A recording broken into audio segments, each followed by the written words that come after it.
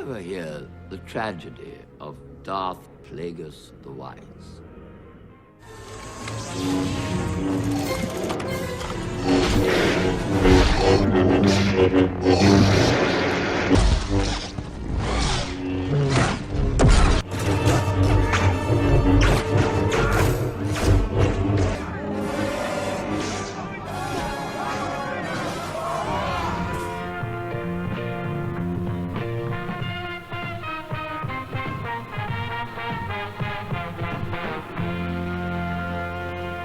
So welcome, YouTubers! All those in the subsequent lands, welcome to an awesome new video with my best bud here, Mr. Michael Travers! How you guys doing today? Woohoo! So welcome to our video that is called The Path to the Rise of Skywalker. Ooh. So we're going to be going into a giant rant about everything Star Wars. We hope you enjoy. And let's get right into it, folks. See you there. So, people out there in the wonderful land of YouTube, welcome once again to our video. So, with the release of the most recent and final trailer of Star Wars, The Rise of Skywalker, we finally get to see some interesting aspects, I feel. I think this trailer is amazing. It's one of the best ones that they put out. I feel that it was so well done and conceived. Basically, a lot of the things we see in it, I feel, are going to really play out well in the movie itself, and stuff like that. What are your thoughts on the trailer, the most recent? My thoughts is this is going to be a wild conclusion to this saga. Like they've been teasing tiny little bits in the last few trailers of Sidious coming back. Mm-hmm. And that's going to upturn everything we thought was going on. Yep. The whole idea of Sidious coming back. I mean, that in the very first trailer. I mean, his laugh at the end. You're just like, you hear that laugh, and like I said, it just upturns everything you're you like, thought you what? knew. Everything you thought was going on is now like, isn't he dead? Like, yeah. I mean, it was like it blew me away when we heard his laugh, because the idea that he was coming back just like totally, just makes me so excited.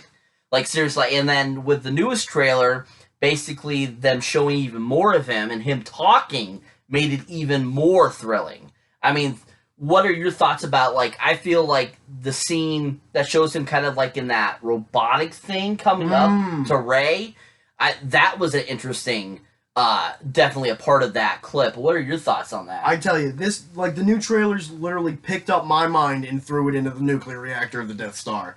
I had no idea, what to expect when I saw the first trailer for The Rise of Skywalker. And when I heard that laugh, it, like I said, it just upturns everything you thought you knew, because you thought he was dead. The last you see of Palpatine is him getting thrown into the reactor of the Death Star. And then, and then everything explodes and everything's hunky-dory. Yeah.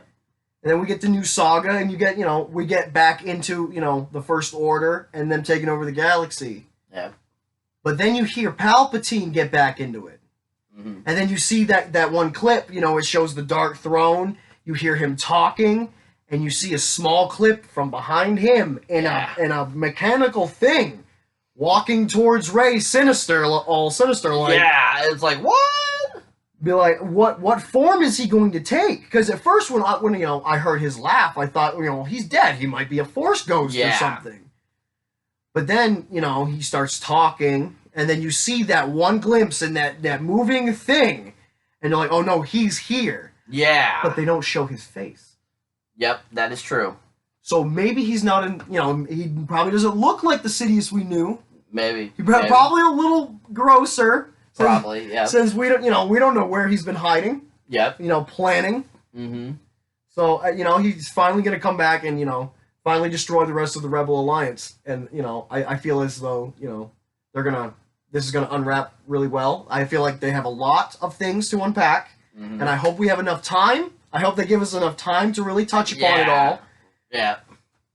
Most definitely, because that's one thing that I feel our path to there, from the subsequent 6 movies we've seen, or 8 movies, I should say, is that there is so much stuff that all coincides with each other with Palpatine and with Sidious, and that they really need to close those junctures and basically give us, they need to give us enough time that allows for it to really kind of conclude all their stories. Because there's so many, like you said previously, there are so many branches of different people's stories that they haven't fully finished. Exactly. And so this one has to be long enough to be able to kind of close all those off to give it an ending to a saga.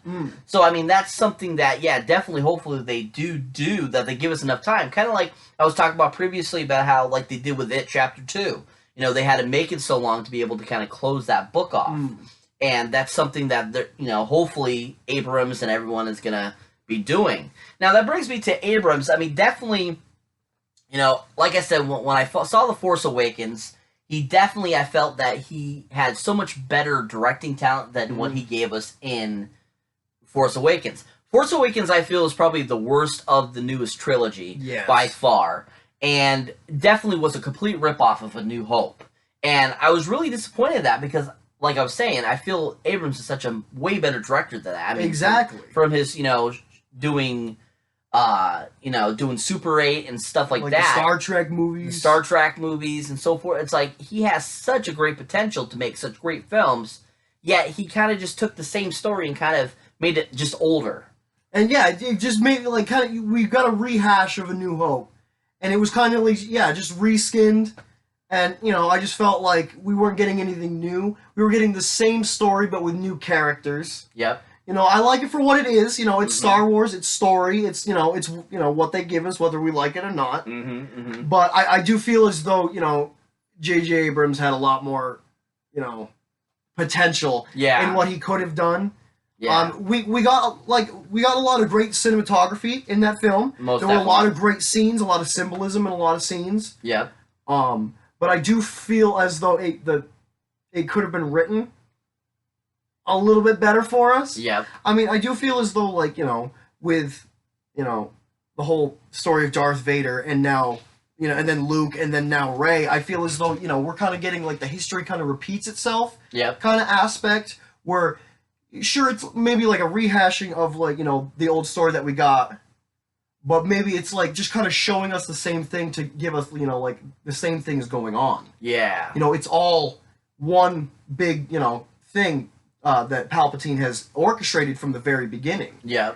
And but I do feel as though it was almost the exact same thing. They could have, I mean, it was pretty much like a carbon copy, I felt, of New Hope, where they took the characters, made them older, and have them redo the story, basically. Adding in Rey and, stuff like that. But that was something that we kind of talked about earlier, too, is that there's been a great amount of new additional characters that have added to the series. Exactly. And as we've seen from the previous films, there was less comedic element in the original trilogy. Then as the new trilogy came out, the prequels, we got a lot more comedy, and then with this one, they're even doing even more comedy. Exactly. And we were kind of touching on that about how, like, Jar Jar Binks was kind of the comedy element for Phantom Menace. Exactly.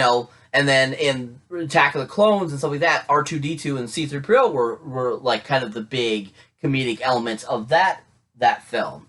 And then with like Revenge of the Sith, because it was so dark, I don't feel like they put as much comedy element into it because they knew where it was going, because Anakin was going to be turning dark and stuff like that. And then like we got the introduction of Finn and Poe, and then in Last Jedi we got Rose.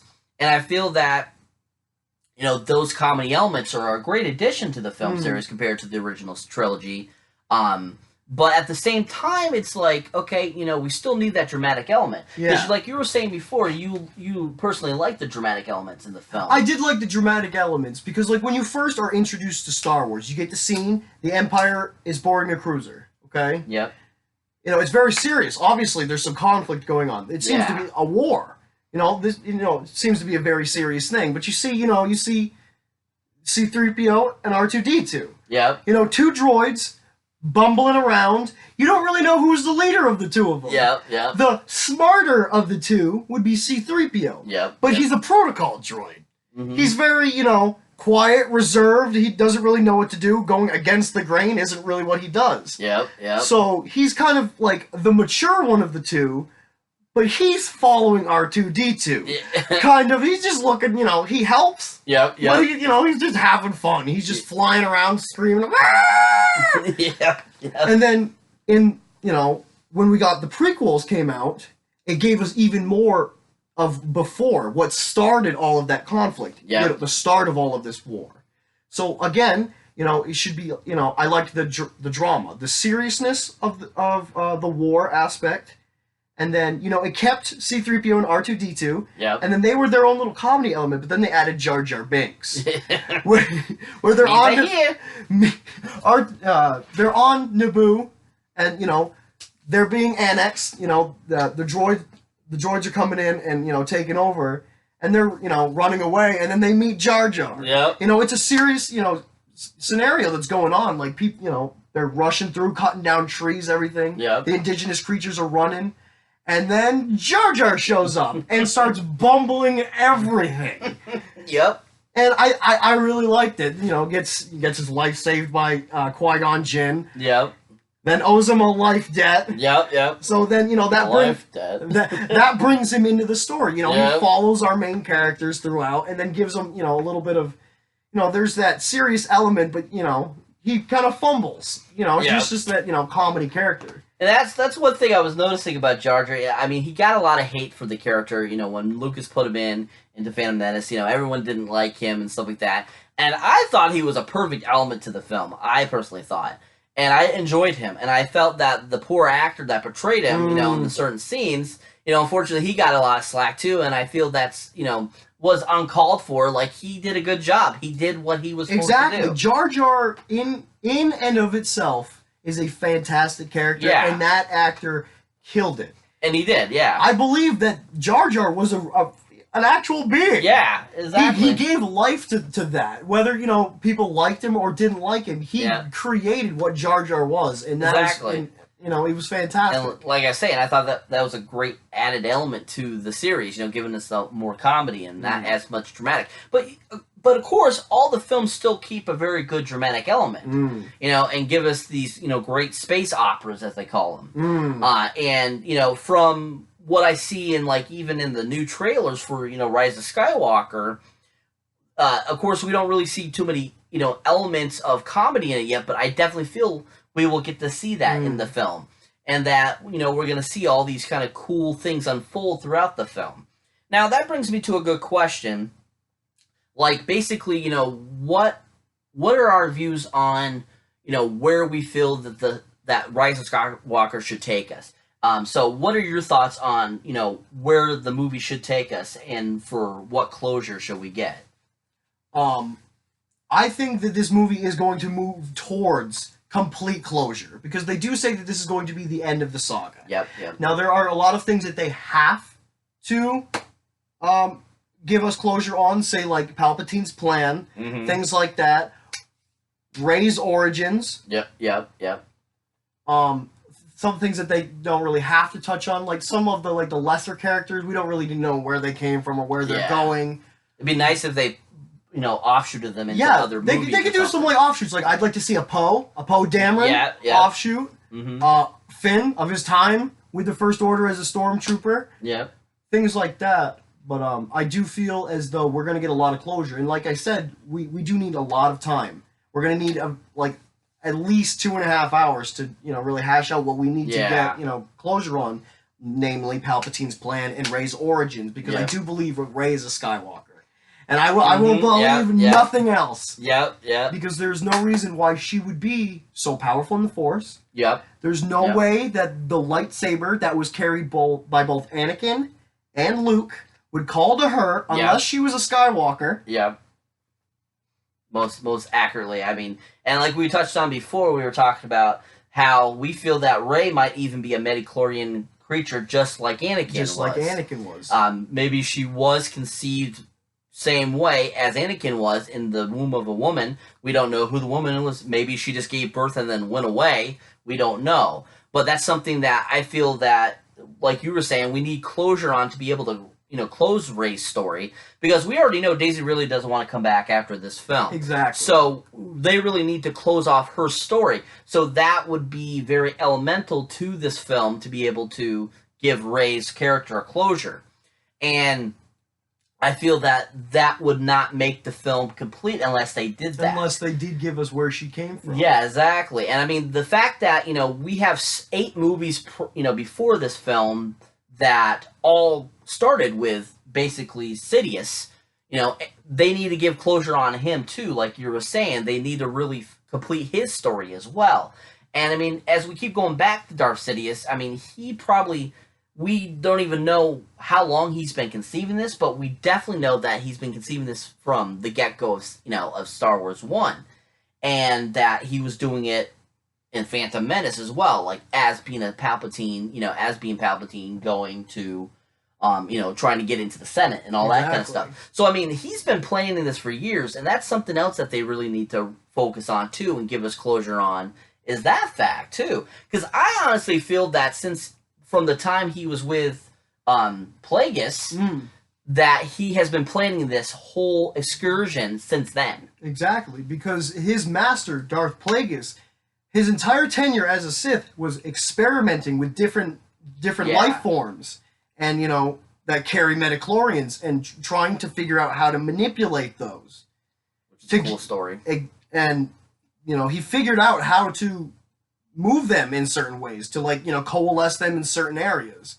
One, to heal the body, which is how he figured out to keep other people from dying, but supposedly not himself. Yeah, that's an interesting one too. But I feel as though he may not have taught Darth Sidious, because a true Sith master never actually taught everything that they knew. But when he was telling Anakin of the tragedy of Darth Plagueis, he taught him everything he knew, and that was his downfall. He had killed him in his sleep. Maybe Sidious did figure out how to do it, how to coalesce midichlorians into a spot to create life itself. Yep. And I feel as though, one, he may have created Anakin, and I think he created Rey too. Because Palpatine, Sidious, is the nexus of all of this. Yep. This all revolves around Palpatine's plan. The grand plan was finished when he became the Emperor and established the Galactic Empire. Yep. Darth Bane's grand plan had come to fruition. Yep. He had destroyed the Jedi and taken rule over the galaxy. Yep. Yep.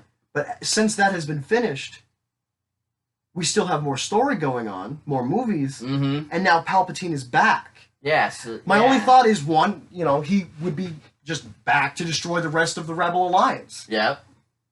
But I can't help but feel that there's something underlying here.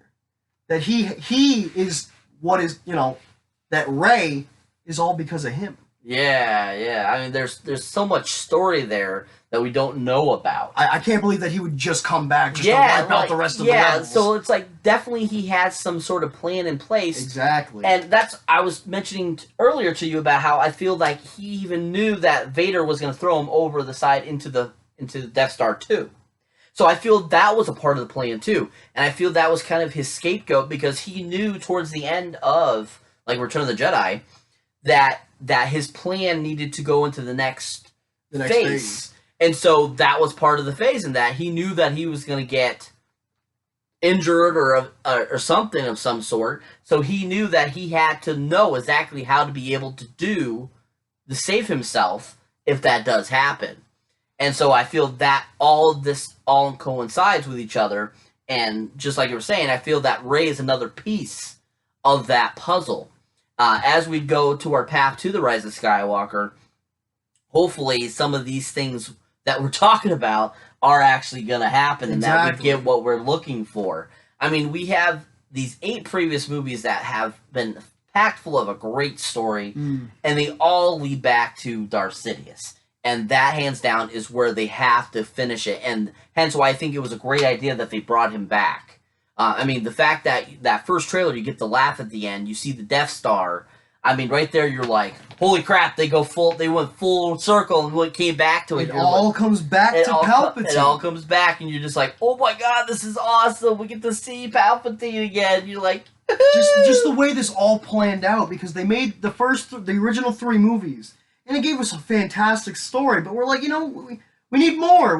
We want to know what happens before. So they gave us the prequels, and, A lot of people didn't like them. I love them for what they are. Mm-hmm. Like I said, it's, giving us what Star Wars is. I love the prequels. And now they gave us, this. Yeah. And the fact that they brought it all circle, the fact that it begins and ends with Palpatine at the helm is just fantastic. They've done really well with this entire saga. Yeah, most definitely. Like, just the whole thought of this full circle coming together, and it's a big shoe to fill, too, because they have to make it perfect. Yeah. They have to make it perfect in order to close out Palpatine's 100% story. And so that's why we keep saying that they need to have it long enough to be able to do that. And that's something that we're looking to for the film, that hopefully has that really great runtime, covers all the bases, covers all the ties, and puts it all together so that it's a 100% cohesive story. Exactly. They need to give us time, and the time to explain to us how he put this all into place. Yeah. You can't just give us this amazing plan that he had figured out from the beginning, and then just not give us at least a little bit of time for him to touch on that. Exactly, yeah. Because, you can't just keep, I know he's a shadowy guy, but you can't keep that, what this is finishing. You have to, let us know how this happened. The way that this franchise is, it's one of the biggest film franchises in history. Yep. And it's it's got to be perfect. Yeah. In order to really, keep people happy. 2, to keep it as a true story. Yep. And just the fact that they brought it all full circle back to Sheev Palpatine. Yep. Is just is glorious. They've done so well. And to make sure that they keep it canon too. Is a good point too. I feel. Well, yeah. Technically, I mean, whatever they put into the movies is made canon because because like I said earlier, is that there's no books really. They have novels, but that's about what happens all before. Mm-hmm. What is happening at the current story is what we get on the silver screen is now our canon. Yep. Now, the people that write the screenplays, will take different elements from canon or from legends and the extended universe and maybe use that. Yeah. How in The Force Awakens, not The Force Awakens, Rogue One. In Rogue One, they take a few elements from the video games, The Force Unleashed. Where they take the main character, Galen Merrick, Starkiller, and they kind of strew the story a little bit to make it fit into the story, so that they turned Starkiller into Starkiller Base, which was the Death Star of the First Order. Yep. Galen Merrick, his name, they took Galen and gave that to the man that made the first Death Star, Galen Erso. Yeah. So, they do take a few things and then, kind of retcon it to, fit it into the story a little bit. How in the universe, Han Solo's son wasn't originally named Ben. His name was Jason Solo. Oh, yeah, that's right. So they kind of, switched that around. And I think that they named him Ben because Leia wanted him to be named Ben. After Obi-Wan Kenobi, yeah. Yeah, that's another good thing about Disney Plus, is that they're bringing us the Obi-Wan TV show. Yes, with Ewan McGregor coming back. Yes, that's so awesome. We were just talking about that earlier too, saying that what a great way to reintroduce Ewan McGregor as Obi-Wan, to give him his own series. And from my understanding, what I was telling him earlier was that that it's supposed to be about his time from the Revenge of the Sith to A New Hope. Basically, that time he plays out on Tatooine. His exile on His Tatooine. basically exile on Tatooine. And actually, I believe you were telling me that what's-his-face is supposed to be showing back up in 2 too, Lars. Right? Anakin's stepdad? Yes. Yes. The man, his uncle? His uncle, I yeah. think, Sky's, yeah. Uncle Luke's, Owen and Aunt yeah, Peru. Owen, yeah. Uncle Owen. Owen Lars was his name. Yeah, see, Lars, yeah. So, yeah, I knew there was a Lars in there. They something about him supposed to be showing up because it's like you said, it was after when he takes Luke and they give Leia to Bail Organa. Yep. He takes Luke and he goes into self-exile on Tatooine and gives Luke to the 2 people out there, his Uncle Owen and Aunt Beru. Yep. And it's the reason because it's Uncle Owen and Aunt Beru is because Anakin's mother got remarried or married because there was no father to begin with. Got married to Kleeglars, which is Owen's father. Correct. So, you get to see him in the Attack of the Clones. Yes. Attack of the Clones. Yep. You get to see him in that. You get to see him briefly in Revenge of the Sith as well. Yeah, very briefly. Yeah, very briefly, and then of course we get to see him in A New Hope.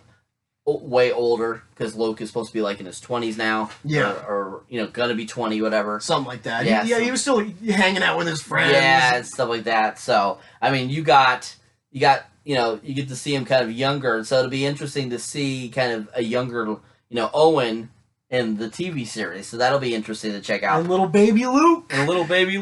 So that'll be interesting to see because, I mean, the last time we got to see Ewan McGregor as Obi-Wan was at the end of Revenge of the Sith. Exactly. And so it's like, oh, okay, it'll be nice to see actually him get a little bit more screen time and show a little bit more of what Alec Guinness didn't get to do. Because he really does look like Alec Guinness did in A New Hope at the end of Revenge of the Sith. The way they did his costume for the Revenge of the Sith, hands down, was a perfect young rendition of Alec Guinness. Yeah, it was really great. Yeah, and he did such a great job of giving homage to Alec Guinness too in his portrayal through the first 3 films. So it'll be interesting to see what he does with this portrayal too in the TV series as well. And I don't know about you, but since we're going to Tatooine, I'd like to see learn about some moisture farming. That would be interesting. Yes, that would be. That's what I'm saying. Yeah, because we briefly hear about it in A New Hope, but really don't know what the hell it is. Yeah, because they're in a desert and they need water, or whatever. Yeah, you moisture farm. I'd like to see if they touch on that. Is that like a green farm thing or something? Like a greenhouse? You know what I mean? It's like moisture farming. Like what? Picking mushrooms off the evaporators. Like what? Like I mean, are we getting to see Watu again in this? Because I'd like to see Obi-Wan is he going to go into town at any point in this series? I mean, and of course we got the Mandalorian coming too. Oh yes, the story, the Boba Fett story. Yeah, so that's gonna be interesting too because the last time we see him, he went into the Sarlacc pit in Return of the Jedi. We don't know if he actually died or not. Oh, he survived. And so yeah, like you were saying, he supposedly survives in, I believe it's in the one books? of its I know it's the extended universe. But when he falls into the Sarlacc pit, because of his armor, he doesn't immediately get dissolved and whatever. Yep. So he crawls into one of its little pod stomach things and survives, and then crawls his way out. Oh my god, that's awesome. Boba Fett is badass. Yes, he is. I mean, he's no way as Jango Fett was as badass as Boba Fett is, because Boba Fett is really awesome, I'm really excited to see how they do with the Mandalorian. Yeah, that's gonna be interesting. Because the fact that they call it the Mandalorian, they've got to be giving us some insight into his work as a bounty hunter. Yeah. For the Mandalorians. Most definitely, yeah. And from what I've seen, it looks like it has a really superb cast too, with all the roles that are in it. So that'll be interesting to see if that coincides at all with the Obi-Wan show either. Because I mean, if I remember correctly, I mean, that'll be a few years down the road. I mean, that's definitely after Ben has died. But still, at the same time, is it supposed to be taking place during that time, or is it supposed to be taking place before Return of the Jedi? Which I believe is before Return of the Jedi, correct? It's supposed to be taking place? Yes. It's before he goes in the Sarlacc pit. Okay. Yeah. So we might end up seeing maybe Obi-Wan pop up, and then we never know. So that would be something fun that Disney could do. Like a crossover for them, that would be really fun for those. Because I think what it's going to be is after Jango dies, and Boba grows up a little bit, and then dons the armor, and then becomes the bounty hunter that he was. Yeah, so it'll be kind of about his beginning of his career.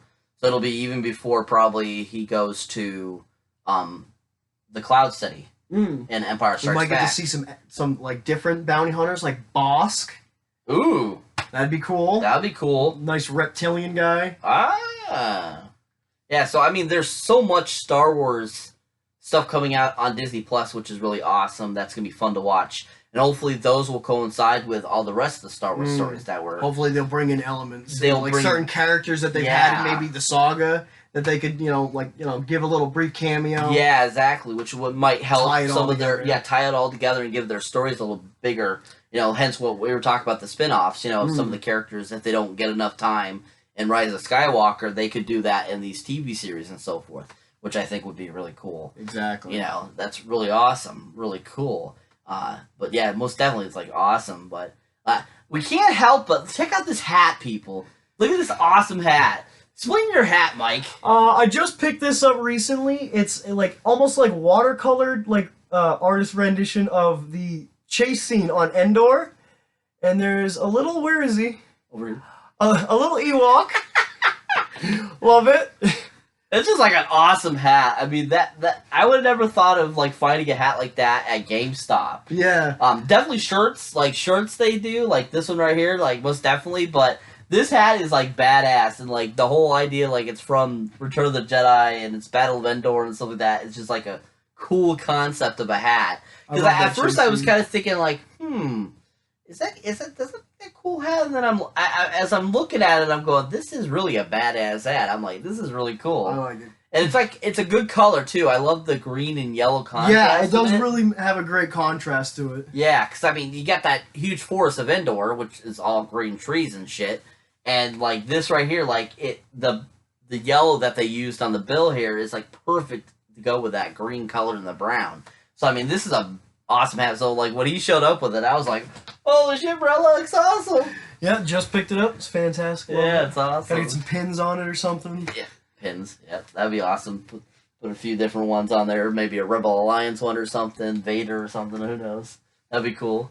And maybe even something that like contrasts with Return of the Jedi would be awesome to be on there if they have it or something like that. I think that'd be kind of cool. I think I've got some in the car that I could put on here. Oh, that's cool. That's hilarious. But anyways, that brings me to another awesome question. So, now that we've talked, I want to talk a little bit more about the trailer, the final trailer. So we kind of mentioned how we get the side view of Sidious, on a mechanical thing, Rey and stuff like that. Something that we mentioned before too was the fact that how much Rey has really kind of blossomed since Force Awakens. Oh yes. And in the final trailer, we kind of noticed when there's a final battle scene between Kylo and Rey, and that really is showing a big significance of how much Rey has grown. What are your thoughts on that again?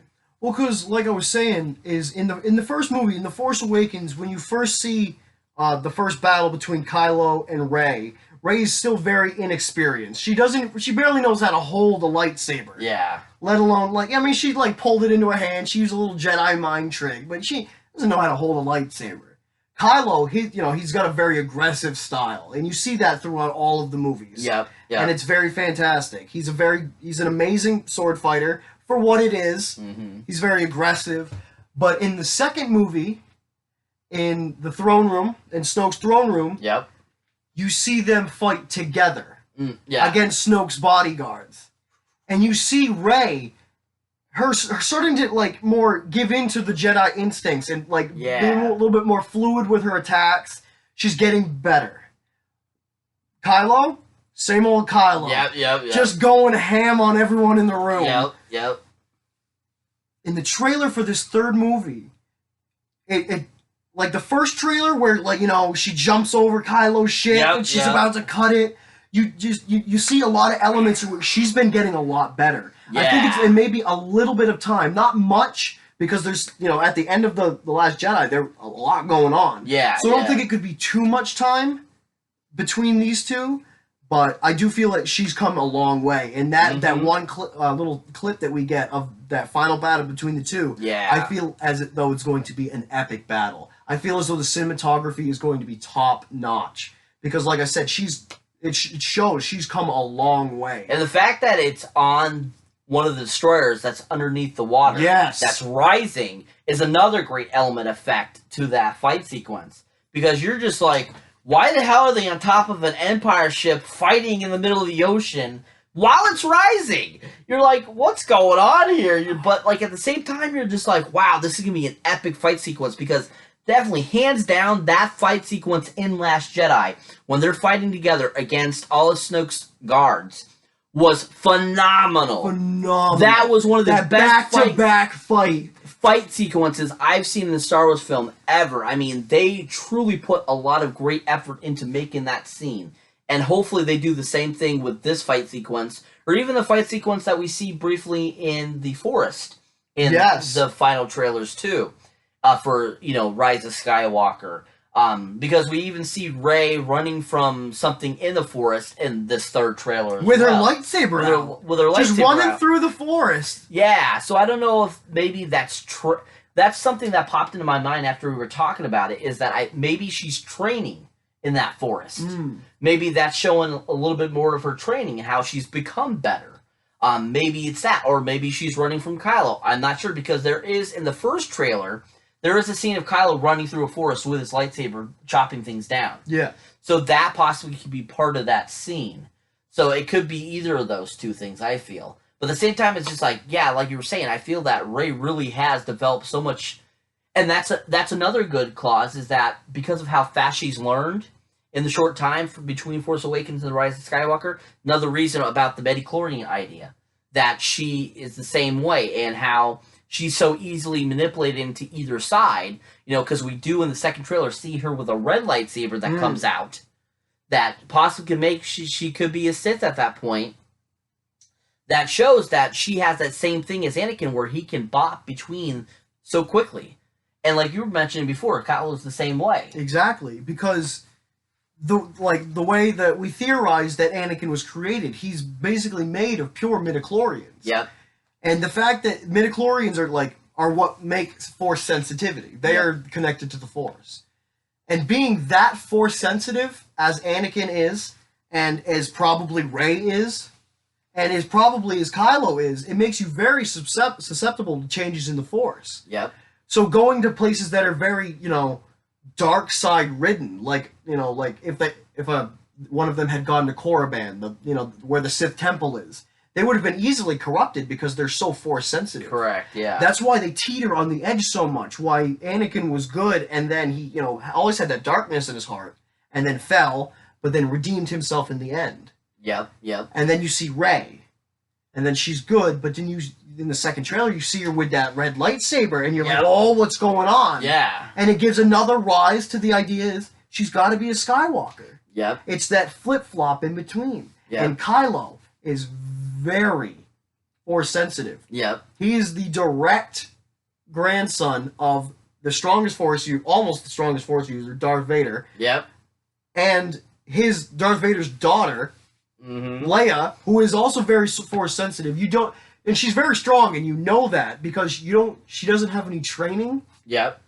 But like in The Last Jedi, where, you know, the ship blows up and she floats herself back. That right there showed how strong of the Force she is, really. She should have died. Yeah, she really should have died, but at the same time, you're like thinking, like, how was she able to do this? And I remember watching it in theaters the first time and going, holy crap, she's a lot stronger than she appears to be. Because throughout the original trilogy, you never see her use the Force. The only inkling of the Force that you got was she had that connection with Luke. Yeah. And she could feel it because they're, you know, the twins that came from the chosen one, Anakin. Yep, yep. So that's why they're both so Force sensitive, because I'm going to go with percentages, they're 50% midichlorians. Yep, yep.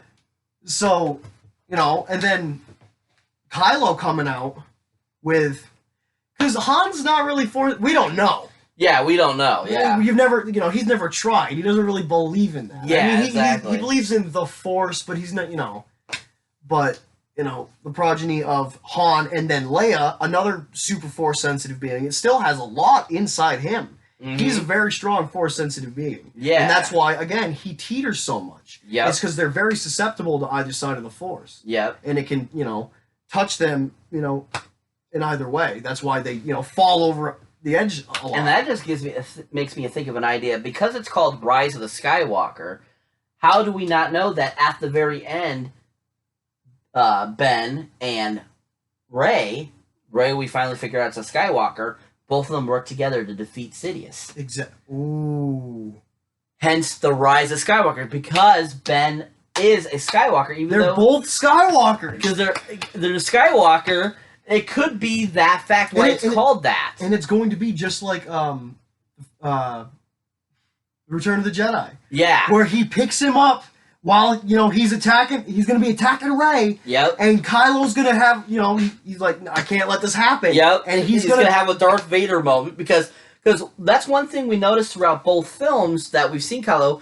There's always his damn grandfather's mask. Yes. Like, he keeps showing up. He's going to be Darth Vader in the end. Yeah. Whether it's for the good or the bad. Whether he's going to turn back and then help Rey defeat the Emperor. Yep.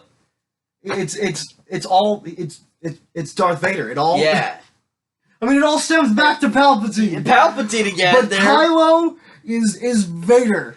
Yep. But younger. Yep, basically, yeah. And not as scarred up. Yeah, exactly. He hasn't lost any limbs. I mean, he's been struck by a couple lightsabers. They're Skywalkers. Give it a few. Yeah, it's like, Luke lost a hand, Vader lost both hands, both legs, I mean, it's like, just all around, it's kind of like Kylo Ren's character is basically almost reminiscent of Vader. I swear. Because the whole mask and everything. I swear, if in this new movie, Kylo gets his hand chopped off... Oh, I know.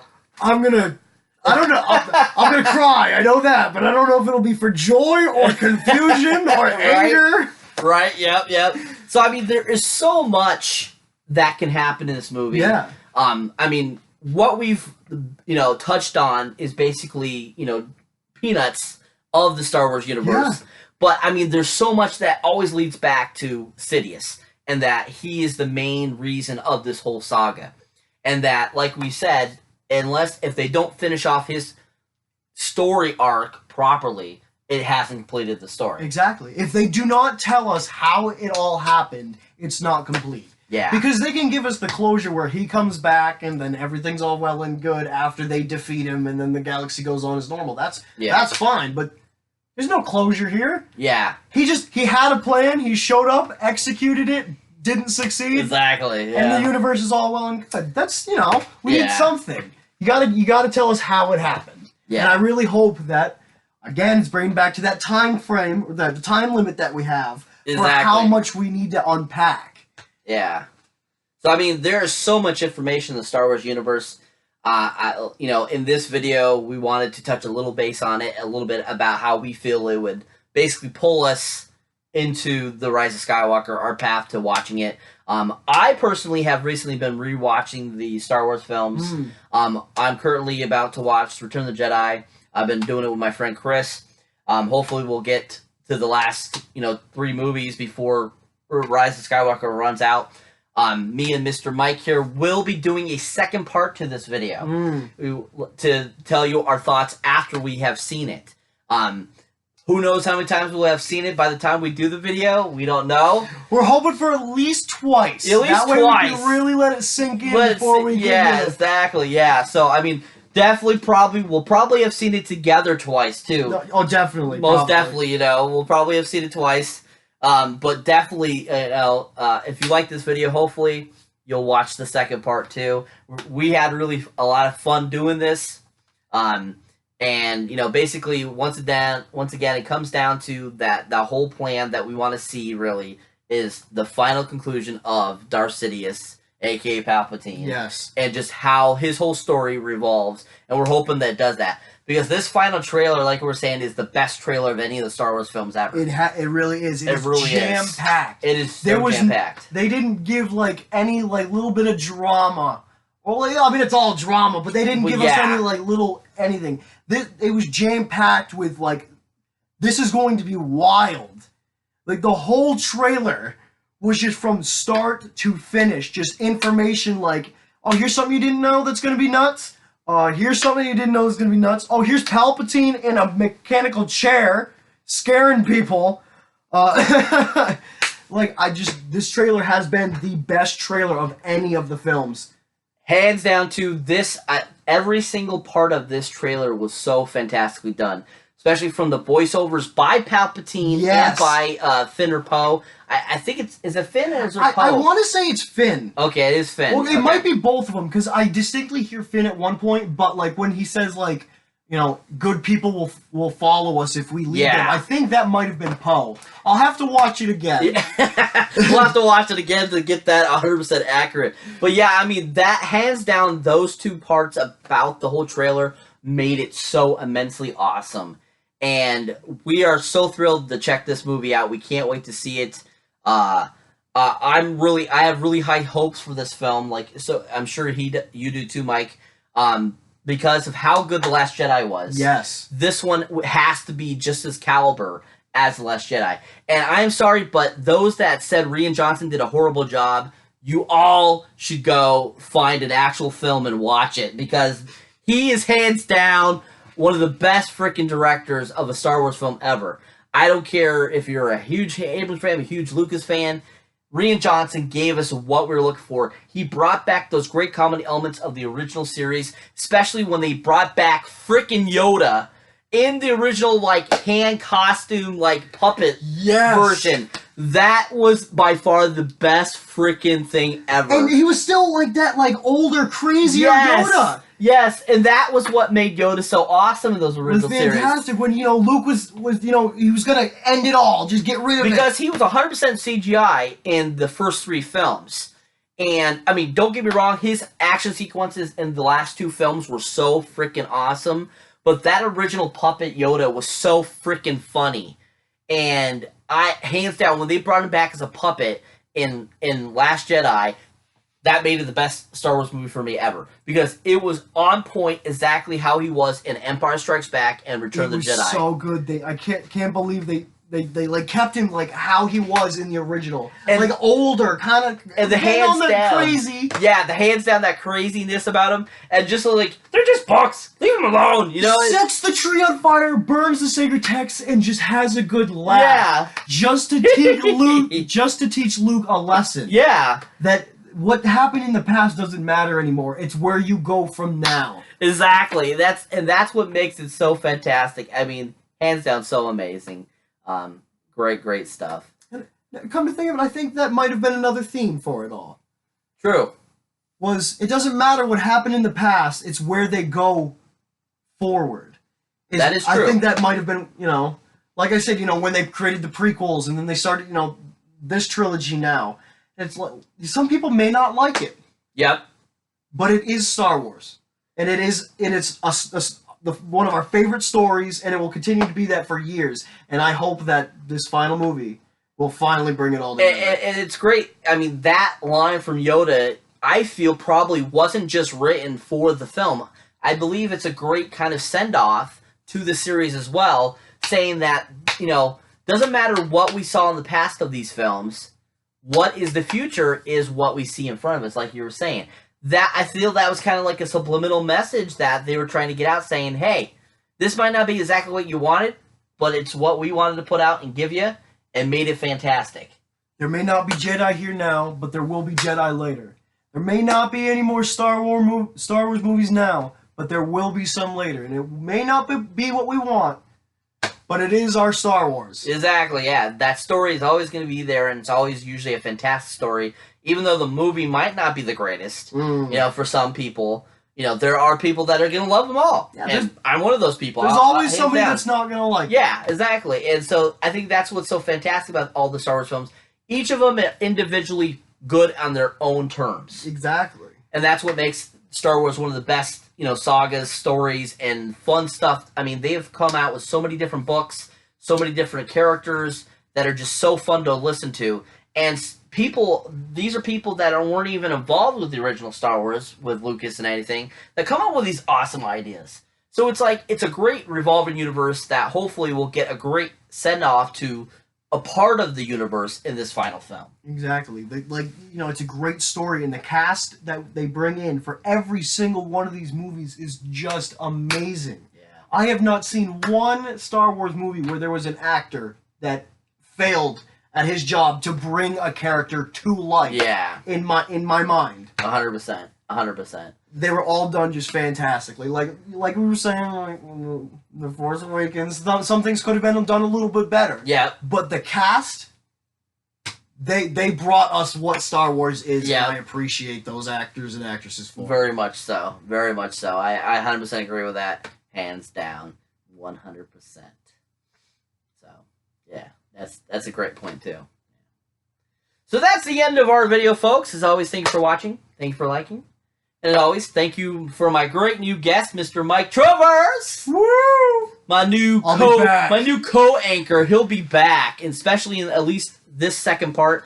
We have a couple other ideas brewing for you guys on some other things we might do some videos on, so keep your eyes peeled. But as always, people, if you like this video, please like it. Also, if you're this first time here, or if you've been here before and you haven't hit that subscribe button, what do I got to do? Use the Force to get you to hit it? Come on, people. Hit that subscribe button. Come on, people. As always, keep your eyes out for any older, newer videos you might not have seen on yet. And as always, people, check out the awesome horror pack, especially with the month of October. You got to check out the awesome horror pack. It's a great subscription service where you get 4 DVDs or 4 Blu-rays of awesome horror funness. And, you know, if you're a huge horror fan, what better way to get it? You don't even have to go. You don't even have to go to the store to get it. You get it right to your door. So if that's something that you check out that link down below. And also, that link gets you a discount on your first month if you're a new subscriber as well. And as always, people, we'll catch you in the next one.